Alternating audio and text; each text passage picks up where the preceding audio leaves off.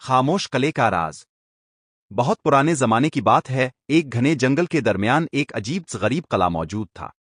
لوگ اسے خاموش قلعہ کہتے تھے۔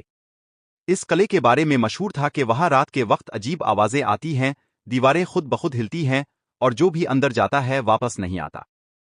قلعے کے قریب ایک چھوٹا سا گاؤں تھا جہاں لوگ سورج غروب ہونے کے بعد اپنے گھروں سے باہر نکلنے سے ڈرتے تھے۔ بچے بھی اس قلعے کا نام سن کر کانپ جاتے تھے۔ اسی گاؤں میں احمد نام کا ایک بہادر لڑکا رہتا تھا۔ احمد کو بچپن سے ہی پراسرار چیزوں کا شوق تھا۔ وہ ہمیشہ سوچتا، آخر اس قلعے میں ایسا کیا ہے جس سے سب لوگ ڈرتے ہیں۔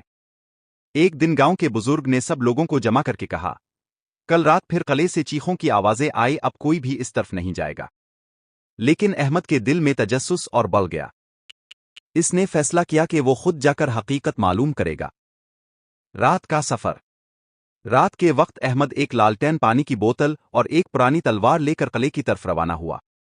جنگل میں ہر طرف خاموشی تھی، درختوں کی شاخیں ہوا میں ہل رہی تھیں اور الوؤں کی آوازیں ماحول کو مزید خوفناک بنا رہی تھی۔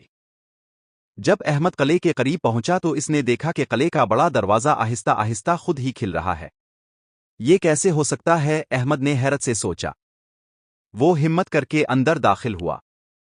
قلعے کے اندر ہر طرف گرد ہی گرد تھی۔ دیواروں پر پرانی تصویریں لگی تھیں۔ کچھ تصویروں میں سپاہی تھے اور کچھ میں ایک عجیب بادشاہ دکھائی دیتا تھا جس کی آنکھیں بہت خوفناک تھیں۔ اچانک احمد کو کسی کے قدموں کی آواز سنائی دی۔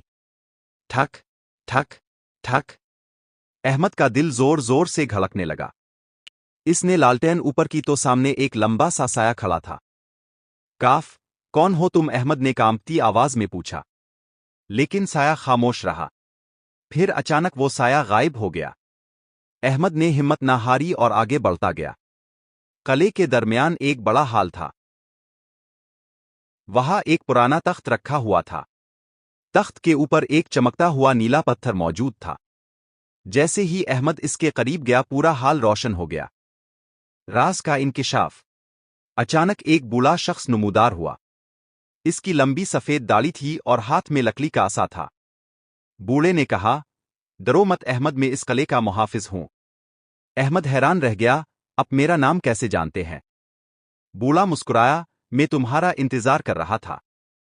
پھر اس نے بتایا کہ کئی سال پہلے اس قلعے پر ایک ظالم بادشاہ حکومت کرتا تھا۔ اس بادشاہ نے طاقت حاصل کرنے کے لیے ایک جادوئی نیلا پتھر استعمال کیا تھا، لیکن طاقت کے لالچ نے اسے ظالم بنا دیا۔ لوگوں نے بادشاہ کے خلاف بغاوت کر دی۔ مرنے سے پہلے بادشاہ نے قلعے پر ایک خوفناک قرض لگا دیا، جو بھی اس خزانے کے قریب آئے گا ڈر کر بھاگ جائے گا۔ تب سے لوگ قلعے سے خوفزدہ تھے۔ بوڑھے نے احمد سے کہا، صرف ایک بہادر اور نیک دل انسان ہی اس قرض کو ختم کر سکتا ہے۔ آخری امتحان۔ اچانک زمین ہلنے لگی، دیواروں سے عجیب سائے نکلنے لگے، خوفناک آوازیں گونجنے لگے۔ اگر تم ڈر گئے تو ہمیشہ کے لیے یہاں پھنس جاؤ گے، بوڑھے نے کہا۔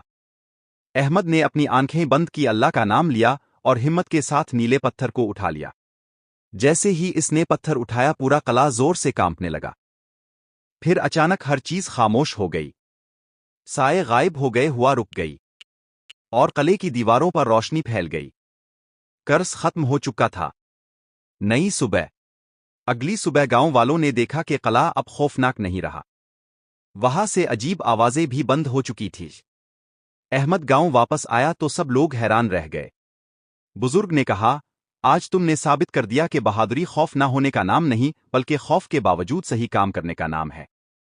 اس دن کے بعد خاموش قلعہ ایک خوبصورت جگہ بن گیا جہاں لوگ دور دور سے گھومنے آتے تھے، اور احمد کی بہادری کی کہانی